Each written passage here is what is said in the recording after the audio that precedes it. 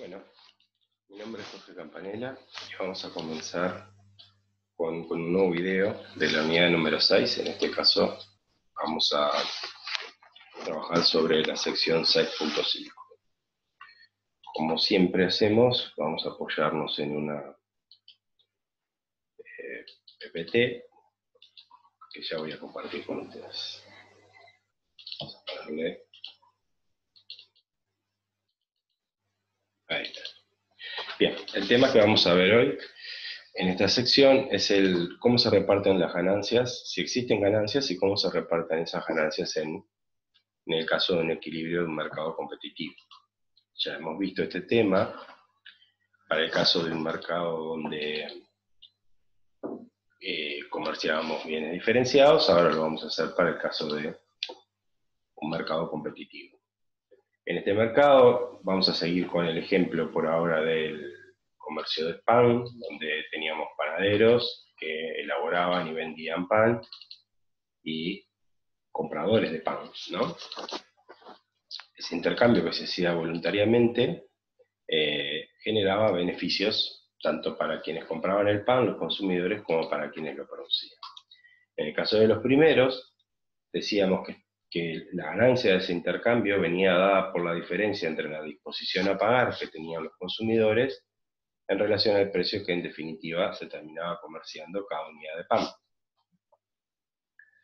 Esa diferencia, si era positiva, era la ganancia o el excedente que obtenían los consumidores de ese comercio de pan. Con un razonamiento similar, analizábamos cuáles eran las ganancias o beneficios o excedentes de los panaderos, de los productores de pan, y decíamos que su ganancia era el equivalente a la diferencia entre el precio al que se comerciaba el pan en relación al costo marginal de producir cada una de esas unidades de pan, ¿sí? Si esa diferencia era positiva, era el excedente que iban a acumular.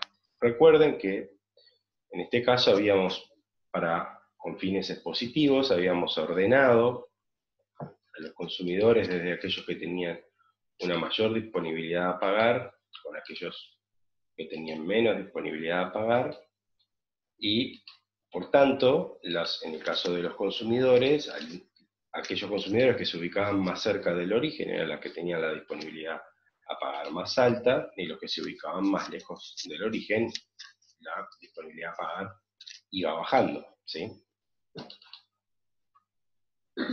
Veamos numéricamente esto que les acabo de decir. Y pongámosle números al excedente del consumidor. Vamos a razonar en forma muy parecida que lo hicimos para el caso del mercado de bienes diferenciados. Teniendo en cuenta que en el eje vertical tenemos el precio del pan, y en el eje horizontal tenemos las cantidades de pan agregadas, ¿no? O sea, estamos analizando el mercado de venta de pan. Habíamos dicho que el equilibrio estaba en el punto en donde se cortaba, para el caso de un mercado competitivo, donde se encontraba la curva de costo marginal con la curva de demanda. En ese caso quedaba fijado el precio, que habíamos dicho que era 2, y las cantidades que se terminaban comerciando de pan en este mercado, que eran 5.000 unidades de pan. Ahora bien, a lo largo de estas 5.000 unidades de pan, teníamos consumidores que estaban comprando pan, y detengámonos en un consumidor que hubiese estado dispuesto a pagar hasta $3,5 por cada unidad de pan. Este consumidor termina pagando solamente 2, por lo tanto la diferencia entre 3,5 que es su disposición a pagar inicial, con los $2 que termina pagando por unidad de pan, es el excedente del consumidor. Este razonamiento lo podemos hacer con todos los consumidores que se ubican desde el origen hasta el punto A.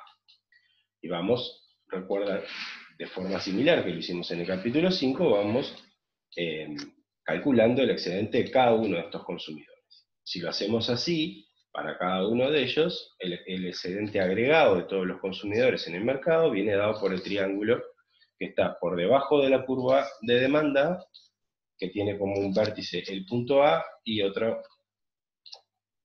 su lado inferior viene como dado entre la unión del punto A con el precio 2 del eje vertical.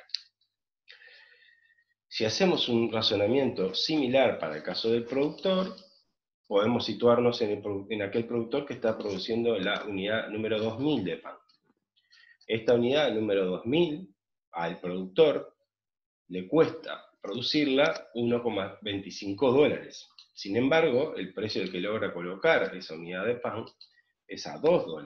Por lo tanto, la diferencia entre 1,25, el costo que es 1,25 y 2 que es el precio, 2 menos 1,25, hacen que este productor esté captando un excedente, un beneficio equivalente a $0,75, ¿no? Si hacemos este razonamiento con todos los productores que van desde el origen hasta la unidad número 5000, en la unidad número 5000, recordemos que en ese caso se iguala la disposición a pagar de ese último consumidor con el precio 2, y lo mismo sucede con los costos, pues bien, todos los panes que se producen anteriores al 5000 generan excedentes para los productores, y ese excedente sumado es el equivalente al área del triángulo que está por encima de la curva de oferta, o sea, la de costo marginal agregada de mercado, y el punto A con la unión del punto 2. O sea, los triángulos, los casi triángulos, digamos, ¿no? Ya que no son exactamente rectas los que tenemos como curvas de oferta y de demanda, el triángulo rosa y el triángulo celeste son, en el primer caso, el equivalente a la suma del excedente de todos los consumidores del mercado, y en el segundo caso, la suma del excedente de todos los productores panaderos del mercado. La suma de ambos triángulos es el excedente total que se genera en la economía y que alguno de los dos agentes logra captar. Ahora bien, pensemos qué pasaría si en lugar de producirse los 5000 panes que se generan a un precio en este mercado, ¿no? que se terminan comerciando a un precio de 2, supongamos que por alguna razón se producen solamente 4000 panes. ¿Qué es lo que sucedería en este caso? Si estamos en un punto como de producción de 4000 casos, observemos que habría algún consumidor que estaría dispuesto a pagar un precio un poco superior al precio de 2, con tal de hacerse de algún pan, ¿sí? Y se ubicaría por acá, y existirían productores que estarían dispuestos a producir pan, ¿sí? A un precio algo inferior, o por lo menos a este precio que están dispuestos a pagar los productores, y vendérselo, ¿sí? ¿Por qué? Porque la curva de oferta en un punto como 4000 está por debajo de la curva de demanda, o sea que hay hay espacio como para que se puedan seguir produciendo y vendiendo panes, ¿sí?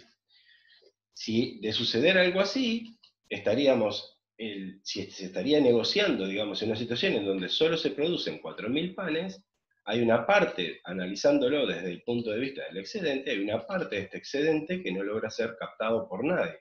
O sea, se estarían negociando menos cantidades de pan de las que marcaría, digamos, en un mercado en competencia, que tendría que ser el punto A, y este triángulo chiquito acá, es llamaríamos pérdida de eficiencia desde el punto de vista de que hay un excedente que no logra ser captado por ninguno de los dos agentes que están participando, que serían los consumidores y los panaderos. Esta situación en un mercado en competencia no se daría, pues si están parados en 4000 unidades, va a haber incentivos para que hayan productores que produzcan pan y demandantes que los compren, hasta llegar al punto A equivalente a 5000 unidades. Por lo tanto, eso hará que en una situación de mercado competitivo, un equilibrio en competencia, como nos muestra el punto A, todas las ganancias del intercambio son explotadas, o sea, todos los agentes de alguna manera se reparten el total de ganancias que se generan en ese comercio. Esta situación que acabamos de describir, es muy similar a la que analizábamos en el caso de un producto diferenciado. Traigo de nuevo la gráfica que utilizamos en el capítulo 5, en donde teníamos un oferente que producía un bien diferenciado. ¿Se acuerdan que estuvimos analizando como ejemplo el caso de la producción de autos, la fábrica de autos hermosos, como autos, digamos, bien diferenciados, o autos no comunes, no populares, ¿sí? Y en ese caso teníamos un productor que fijaba un precio, obviamente no lo fijaba de manera arbitraria, no cualquier precio, lo fijaba tomando en consideración la demanda que enfrentaba, ¿sí? Pero que, dada esta demanda, el productor decidiría él el precio en el cual iba a ofrecer sus productos, sus autos, en este caso, la cantidad de autos a producir, ¿sí? De modo tal de alcanzar la curva de ISO-beneficio que representara el mayor beneficio posible para la empresa, ¿sí? Digamos, esta capacidad que tenía el productor de un bien diferenciado hacía que tenía como dos consecuencias. La primera, que claramente existía un actor, en este caso el productor, que tenía un poder de mercado, ¿no? Un poder de negociación por sobre el otro interviniente en la negociación, que son los demandantes, quienes compraban autos. Y lo segundo que generaba esto, que el equilibrio se alcanzaba en un punto en el cual no todo el excedente que se generaba por la producción y ventas de autos era captado, ¿sí? Había pérdida de eficiencia equivalente a este triangulito que nos quedaba en blanco, ¿sí? Observen que el excedente que se generaba era el equivalente, digamos, a este trapecio que teníamos acá, ¿no?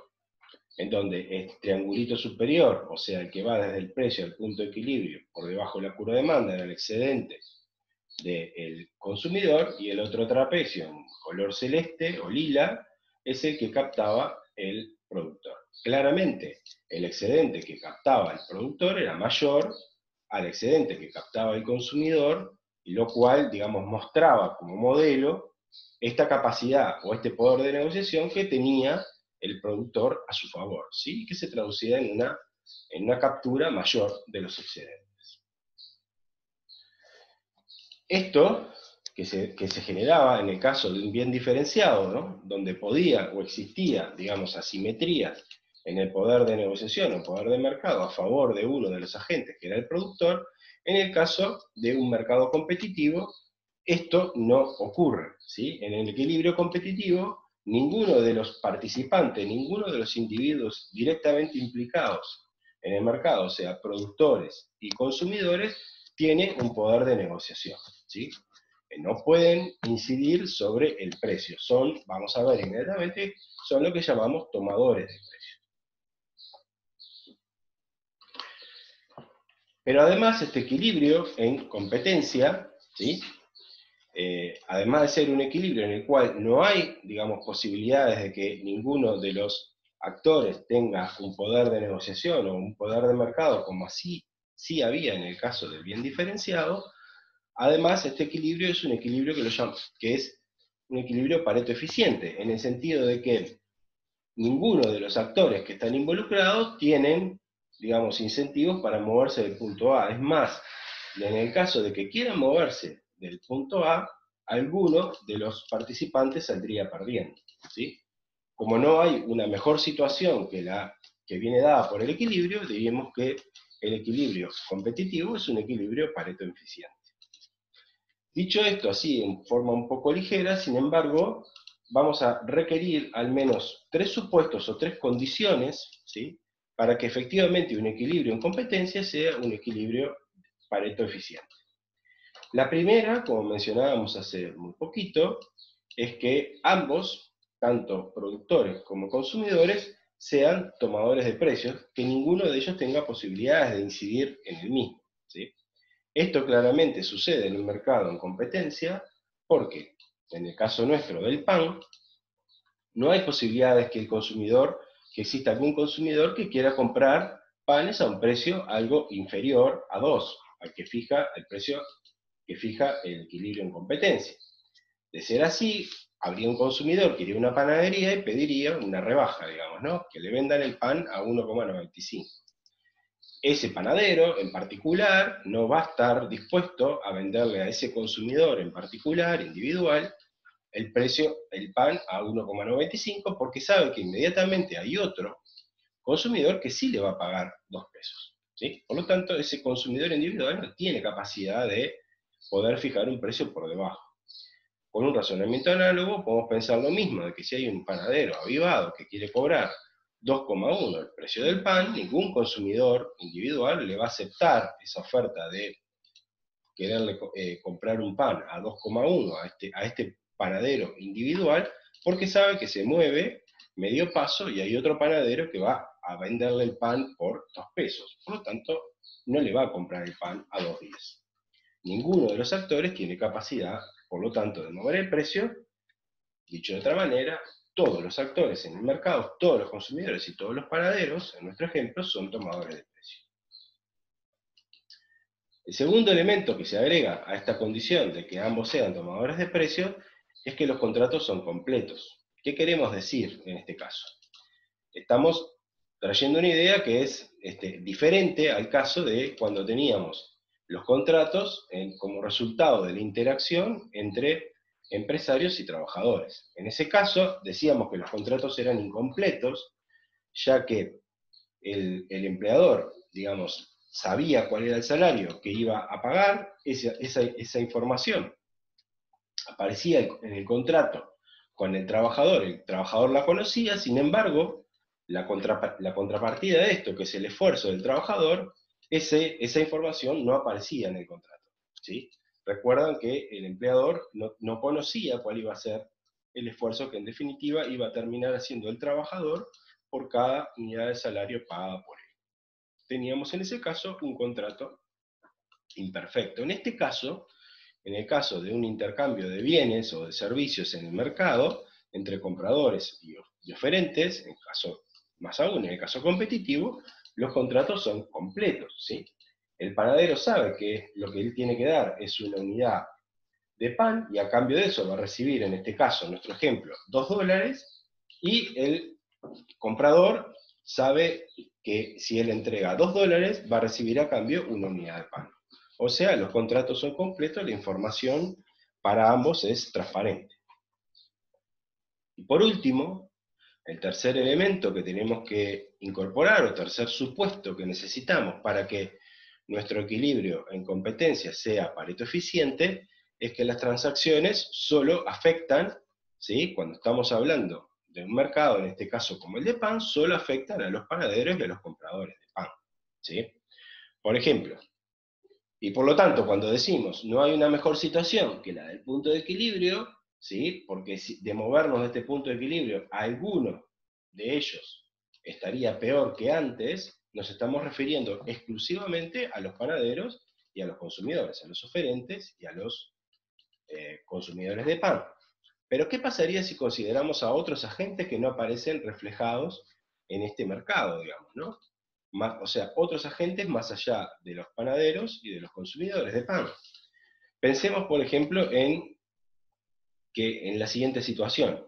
Mientras se producen 4.000 panes, los turnos de producción de pan se hacen en horarios normales. Sin embargo, para poder llevar la producción de 4.000 a 5.000 panes, que es lo que requiere este punto de equilibrio, se necesita producir en horarios de madrugada, ¿no? Que la panadería empiece a trabajar antes. Por lo tanto, todos los vecinos recuerdan que decíamos que todas las panaderías estaban cerquitas, estaban todas medio pegadas, ¿sí? En un barrio están conglomerados. Bueno, los vecinos de ese barrio, de esa cuadra, las panaderías hacen ruido cuando producen el pan y verían afectados su sueldo. Por lo tanto, pasar de 4.000 a 5.000 en realidad es la mejor opción, nos lleva al equilibrio y por lo tanto de este punto no nos moveríamos, pero sin embargo si consideramos otros actores, por ejemplo los vecinos, pasar de 4.000 a 5.000 y ubicarnos en el punto 5.000 en particular, empeora la condición de ellos. Para decir que el punto A es un punto Pareto eficiente, debemos tener en cuenta que solo estamos considerando a panaderos y a consumidores. Si consideramos a los vecinos, ya a este punto no es hay alguien que está empeorando su condición. ¿Sí? Bien. La otra cuestión importante es que, si bien es cierto que la eficiencia, teniendo en cuenta los tres supuestos, ¿no? O consideraciones que acabamos de hacer en relación a que el equilibrio en competencia es un equilibrio Pareto eficiente, también tenemos que considerar que y por lo tanto esa asignación es Pareto eficiente, ¿no? La asignación de precios y cantidades en un mercado competitivo, recordemos que hay otros indicadores que a considerar para analizar o valorar una asignación determinada, ¿no? No solamente los de la eficiencia, a través de, en este caso lo hicimos a través de la eficiencia medida con criterios paretianos, digamos así, sino que también hay otros que son los criterios de equidad. Por lo tanto, en este caso podríamos pensar de que si bien el equilibrio en un mercado competitivo es un equilibrio pareto eficiente, puede ser que esa asignación no sea la deseable a nivel social, ¿sí? Mirando a la sociedad en su conjunto, no necesariamente esa asignación es la que, con criterios de equidad o de justicia, sea la más adecuada, ¿sí? Miremos, por ejemplo, en este ejemplo que estamos utilizando, con una curva de demanda dada y una curva de oferta dada, claramente el excedente que logran captar los consumidores es mayor al excedente que logran captar los productores, ¿sí? Por lo tanto, acá hay un reparto que no es equitativo entre ambos agentes. Podríamos pensar de que este reparto, ¿sí? No sería el deseable socialmente. Quisiéramos cambiar esta situación y que los panaderos, digamos, tengan una participación mayor en el excedente, en el reparto del excedente total, ¿sí? Observemos adicionalmente que este reparto del excedente tiene que ver con la inclinación de las curvas, ¿no? O sea, la curva de demanda claramente aparece como una curva más vertical, que en este caso que es la curva de oferta, ¿sí? Y por lo tanto, recordemos que la inclinación de las curvas tenía, digamos, cierta vinculación con las elasticidades, ¿no? Por lo tanto, dada las curvas de demanda y de oferta que reflejan también cierta elasticidad, eso va a incidir en el reparto que se genere en el caso del excedente fruto del intercambio en competencia. Bien, entonces, podemos decir que generalmente hay, digamos, algo así como la ilusión de pensar de que un equilibrio en competencia, un equilibrio competitivo, como es Pareto eficiente, ¿sí? Es mejor que un equilibrio en otro tipo de mercado. De hecho, nosotros estuvimos viendo hace unas diapositivas atrás, cómo en el caso de un equilibrio en competencia, todo el excedente que se generaba era captado por alguno de los agentes y no había pérdida de eficiencia, como sí habíamos visto en el caso de un mercado de productos diferenciados. De esta manera, hay, digamos, podrían existir razones a sobrevalorar los equilibrios en competencia, ¿no? Y pensar de que son la mejor situación posible, ¿sí? Sin embargo, la asignación alcanzada, un equilibrio en competencia, que es Pareto eficiente, bueno, a veces podría ser cuestionada por uno. Ya analizamos que no necesariamente una asignación puede ser Pareto eficiente si tomamos en cuenta todos los implicados en un mercado determinado, ¿no? Es Pareto eficiente para los productores y los consumidores específicos de ese mercado, pero quizás si analizamos a todos los involucrados, ¿sí? Perjudicados, otros que pueden estar perjudicados por ese mercado o beneficiados y que no están, digamos, en nuestro análisis, quizás ya ese equilibrio no sea Pareto eficiente, ¿sí? También podemos cuestionar, digamos, el equilibrio que se alcanza en competencia, si además de tener criterios de eficiencia, como acabamos de ver, incorporamos otros criterios, como los criterios de justicia, ¿sí? Pensemos, por ejemplo, que este es muchas veces el dilema que enfrentan las sociedades, en particular los gobiernos, los estados, para la fijación de precios en algunos mercados de bienes muy sensibles para el consumo del popular, para el consumo de la gente, ¿no? Y eso hace que a veces se fijen precios diferentes a los que serían los precios en competencia, ¿sí? Y el tercer elemento, digamos, como para no dejarnos así, digamos algo así como, bueno, pensar que la mejor de las situaciones es el equilibrio en competencia, es que en realidad, en la vida real, es muy difícil de encontrar mercados que funcionen exactamente bajo los supuestos de mercados en competencia. En particular, es bastante poco probable encontrarnos con mercados en los cuales ambos agentes, productores y consumidores, sean tomadores de precio, ¿sí?